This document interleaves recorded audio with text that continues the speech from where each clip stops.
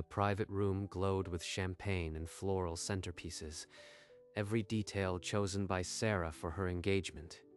Then her father stood, raising a glass not for her. Before we toast Sarah and Daniel, and there is an even bigger announcement tonight.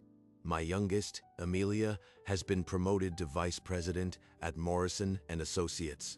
To Amelia. He wouldn't. Sarah's smile stayed composed, but something behind her eyes went very still. Her hand tightened around Daniel's, and he could feel the tiny tremble. She paid for this entire party. They celebrated her sister instead. Her engagement got one mention, in passing. Without a word, she gathered her coat from the chair, leaned close, and kissed Daniel on the cheek. On the table, an invitation caught the light. Engagement of Sarah Morrison and Daniel Reeves already forgotten in the applause. Outside the restaurant, the night swallowed her. Inside, the toast continued. Robert paused mid-sentence, noticing the empty place where his eldest daughter should have been. Amelia's smile flickered. The napkin she left behind said simply, "I am sorry." Morning light filled the apartment. Sarah stood by the window, still wearing the same gray blouse from the night before. You haven't said a word. Not about your father. Not about Amelia. What's there to say? They made their priorities clear. Before Daniel could answer, her phone buzzed on the counter. The caller ID read Elena Voss. Sarah, it's Elena. The offer still stands. When can we meet? I'll be at the Strathmore office by 2 o'clock. Dad always said Amelia had natural leadership, as if I hadn't been carrying their most loyal clients for 4 years. That was the recruiter, wasn't it?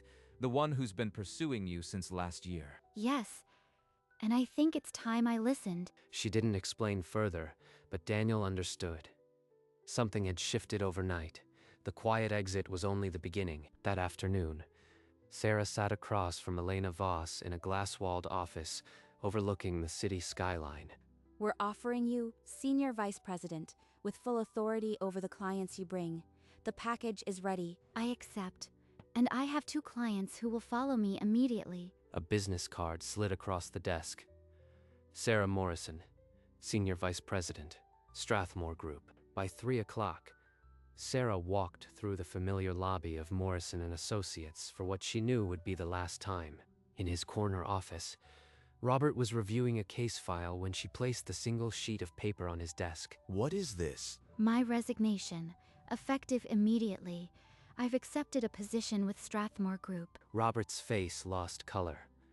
He opened his mouth, but no sound came. Sarah turned and walked out, her heels steady on the marble floor. Alone, Robert stared at her signature.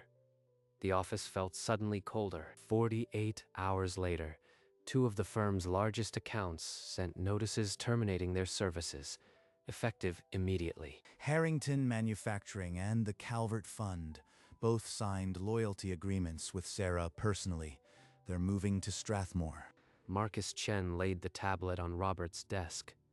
The screen displayed a single, devastating figure, $4.1 million annual billing loss. The partners are calling an emergency meeting tonight. They're asking how your family tensions cost us our 2 most reliable clients. Family tensions? My daughter took a better offer.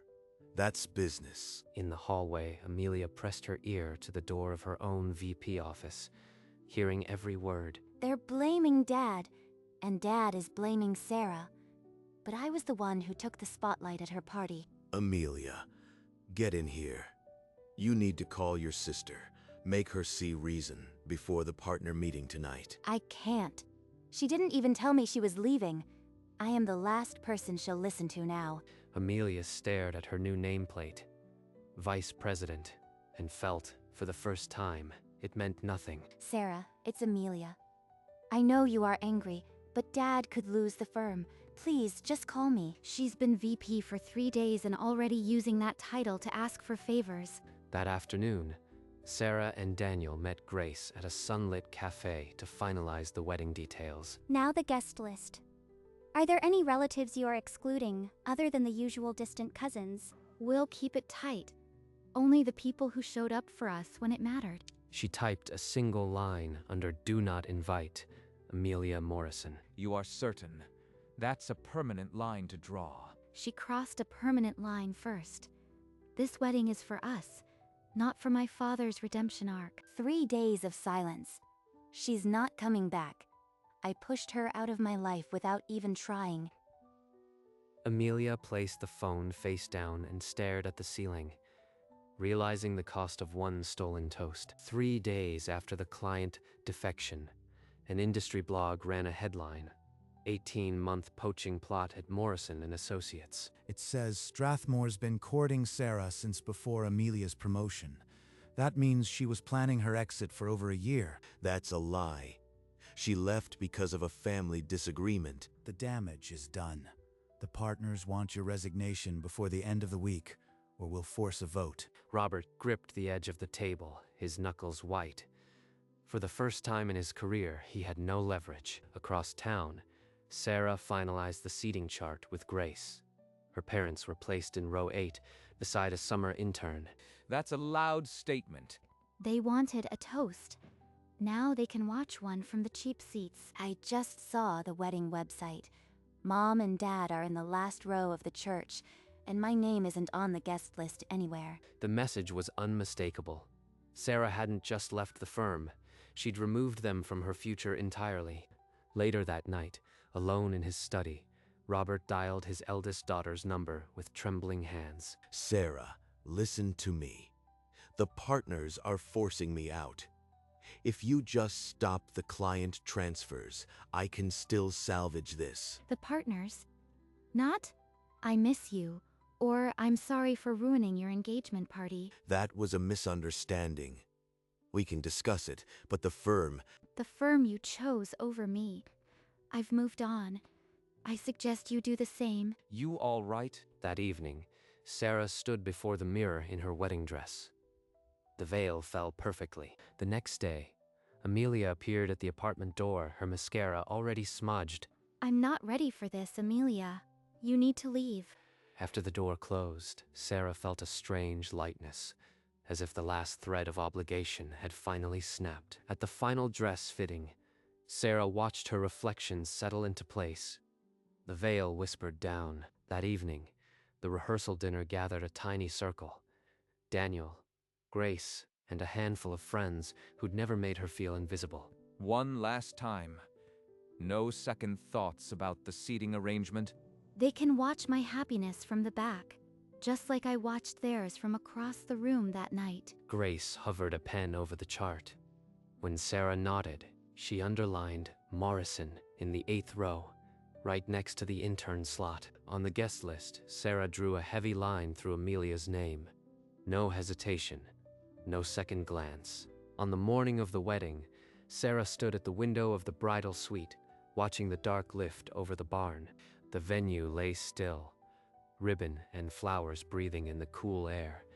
The stage was set. Tonight, I marry the man who let me leave because he trusted me to come back. He saw me, and he stayed. Ready to give them a view they'll never forget. As the early evening light poured through the barn doors, a young usher guided Robert and his wife not to the front, but to the very last row. There must be a mistake. I am the father of the bride. The usher simply gestured to the handwritten name card on the chair. Morrison, row 8. Robert's jaw tightened, but he sat. Music began. All heads turned.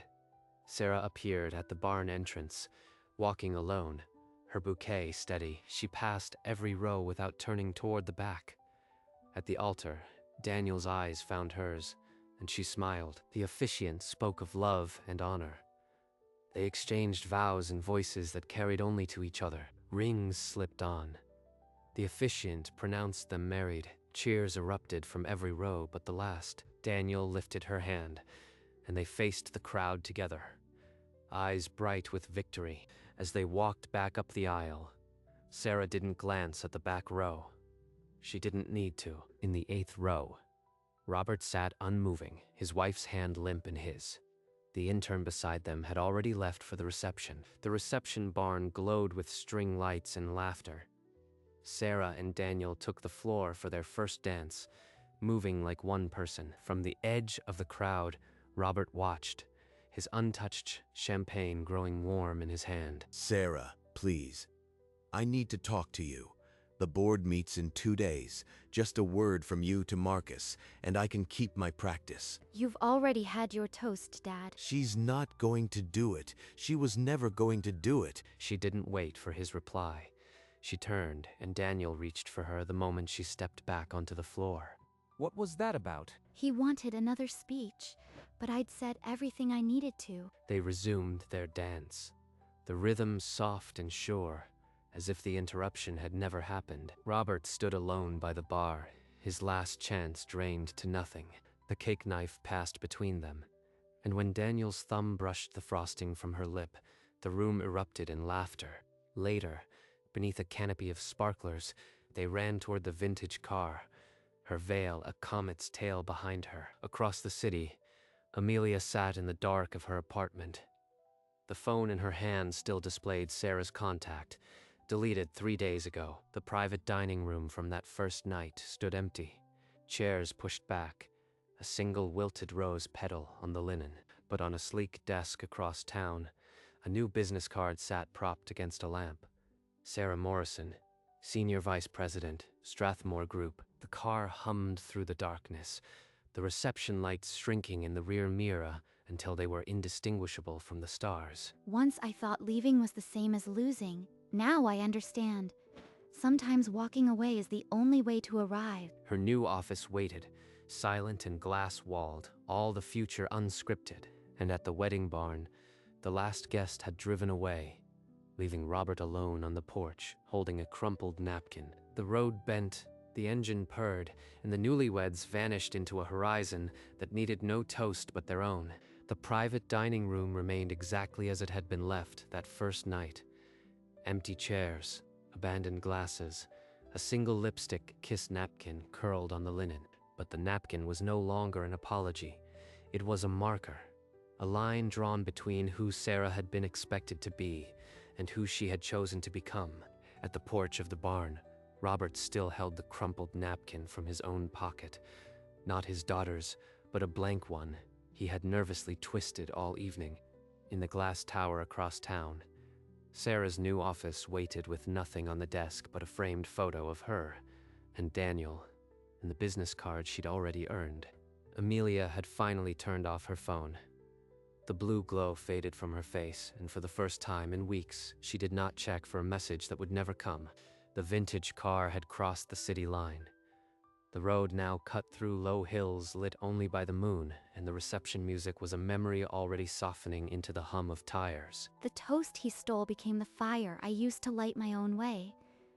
And I wouldn't trade that for his pride or his forgiveness. The restaurant where it began now stood dark. The chairs were stacked, but the windows still held the reflection of a woman walking away.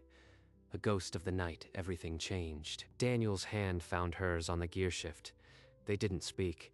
The future had already begun. And it required no toast, no witnesses, only the two of them and the open road. The tail lights shrank into a single red point, then blinked out beyond the curve and the hills, leaving nothing behind but the quiet certainty that some endings are beginnings wearing a different coat. 3 days later, on a sun-warmed terrace overlooking the sea, a phone buzzed beside a half-eaten plate of fruit. The honeymoon had not yet softened the reflex to reach for it. The screen showed no missed calls from her father, only a silent news alert. Regulatory review launched at Morrison and Associates. Robert Morrison named in client poaching investigation. I didn't think they would turn on him that quickly.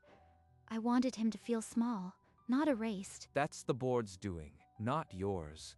He held onto that firm with his teeth for years after you left. This was already inside the walls. Across the city, in a corner office that had once belonged to him, 2 investigators filed folders into boxes while Robert stood at the window, watching the streetlights flicker on. Amelia's nameplate had been removed from the VP door. She sat in a conference room, a junior associate now, explaining to the review board that she had no knowledge of the client agreements. I built this firm. You can't just lock me out. The news arrived on the terrace just as Sarah lifted her ring to the sun. It caught the light, and for a moment, the diamond reflected the headline back at her. I walked away from his toast.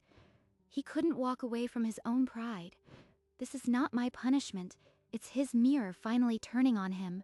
But the question that followed her like a wave was one she couldn't answer yet.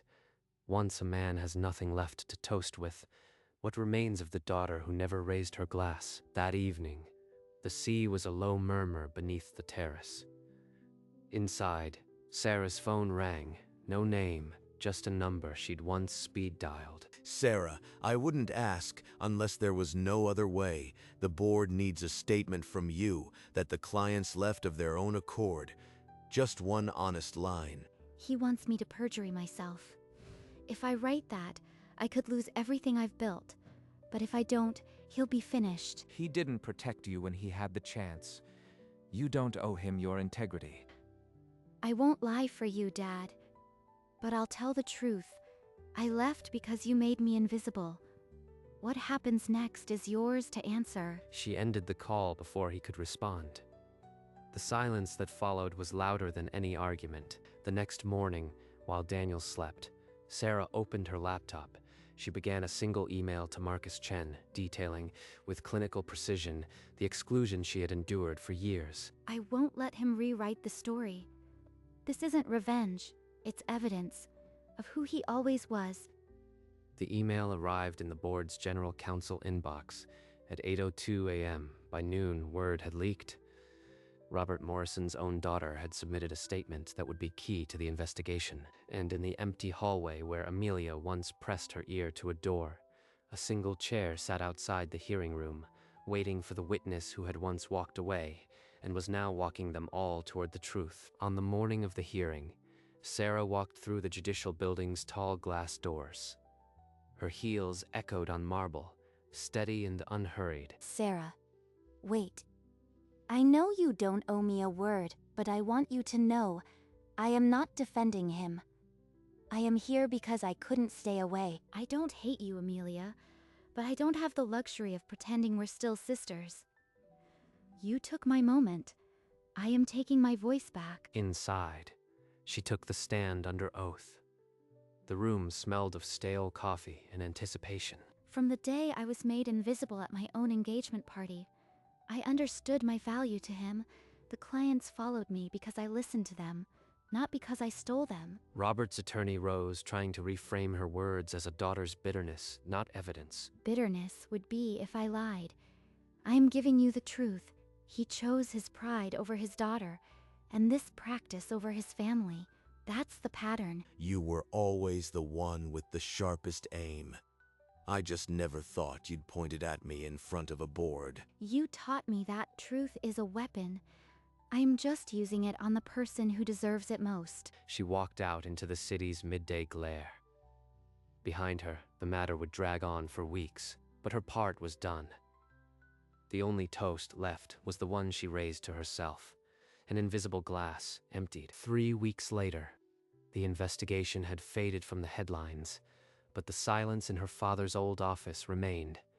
Sarah's new title at Strathmore drew no public scrutiny. Sarah, the board's counsel called again. They're offering a private settlement. If you withdraw your statement, they'll close the investigation without public findings. Your father keeps his license. I can undo the worst damage, but I'd be lying again, this time on paper. And if the truth ever surfaces, my own career would shatter. If you do this, you let him win. But if you don't, you carry that weight forever. Either way, you pay. The business card she'd once placed on the table now sat beside a photo of her and Daniel on their honeymoon. The weight of her name felt heavier than it ever had. Sarah, I know I have no right, but Mom can't stop crying, and Dad won't leave the house. Just, please don't let him lose everything. Not like this. He didn't worry about me losing everything when he replaced my toast with yours. That night, she walked the dark street outside the restaurant where it began. The chairs were stacked, the nameplate she'd paid for long removed. I don't need him to crumble. I just needed to be seen. And now, for the first time, I see myself, without his shadow. Her phone buzzed, a calendar reminder. Deadline to respond to council, 9 a.m. The screen glowed in her hand, unanswered. Morning broke silver over the apartment. Sarah sat at the dining table in her robe, the email from the board glowing on her laptop screen. You've been staring at that screen for an hour. Did you sleep at all? 3 years ago, I would have signed this without hesitation. Now, every word I write is a mirror held up to who I've become. Whatever you choose, I am here, but I won't tell you what's right. That's yours now. Her fingers hovered over the keyboard, then began to type, slowly at first. Then, with gathering certainty, she wrote, "I will not withdraw my statement. The truth does not belong to me to retract, and I will not become the liar my father needs." She pressed send. The screen flickered once, then settled into silence. Daniel wrapped his arms around her from behind. Neither spoke. The choice had cost more than a signature. It had cost the last illusion of a family she might still save. Her new business card sat beside a framed photo of their wedding, a reminder that the name she had built was the one she'd keep untarnished. Within the hour, her inbox pinged with a new email from Marcus Chen. The subject line read, "Board's response to your decision. Unread, unopened, the next chapter waiting." That afternoon, she opened the email from Marcus Chen. The board's decision was 5 short paragraphs, unflinching, effective immediately. Robert Morrison is removed as senior partner and referred to the state bar for disciplinary proceedings. The investigation will enter public record. He built that firm on his own pride. I just removed the scaffolding he never thought would fall. The same notification arrived on Robert's phone in his empty office. He stared at it for a long time, then set the device face down. Mom, I know. I'll come over tonight. No, there's nothing I can do. She already made her choice. Sarah closed her laptop and joined Daniel on the balcony. The city spread before them in the fading light, indifferent and vast. How do you feel? Lighter and heavy at the same time. But mostly, I feel finished. In the distance, the lights of the restaurant district blinked on. But Sarah wasn't looking there anymore. The street where she'd walked away that first night lay quiet and empty. A chapter closed, and far above, Sarah raised a single coffee cup toward the window, a toast only she could see. The following Monday, Sarah stood at the window of her new office, watching the city shake off the weekend. A folder landed softly on her desk. The settlement offer has been formally withdrawn. The board sees no point if you won't cooperate. Your father's hearing is set for next month. I've traded a father for a future, and the ledger is finally balanced.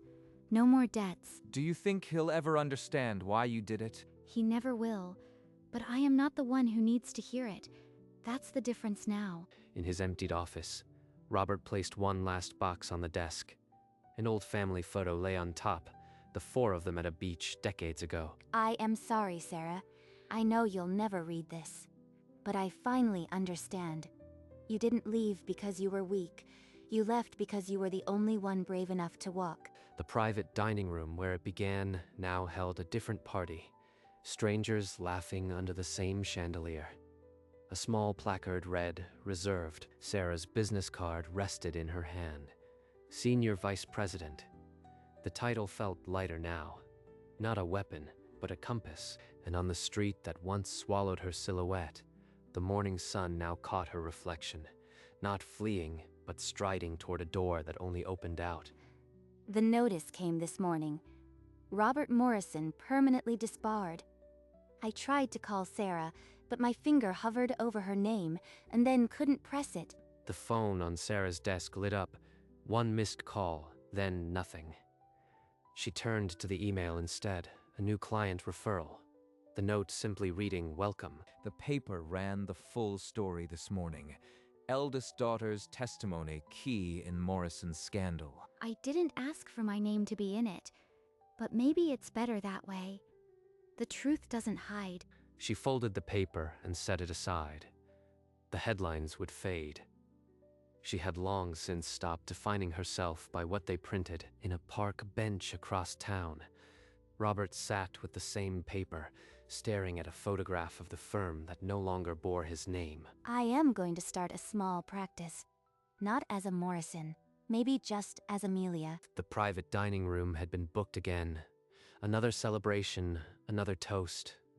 The chandelier glittered on strangers. He gave me a toast I didn't want, and I gave him a truth he couldn't swallow. The glasses are empty now, but mine was always full. The business card remained on her shelf, not as a monument to revenge, but as the quiet proof that she had built a table where she no longer waited for someone else's speech. Some toasts are stolen. Some are reclaimed. Tonight I raise mine not to a room, but to the road ahead.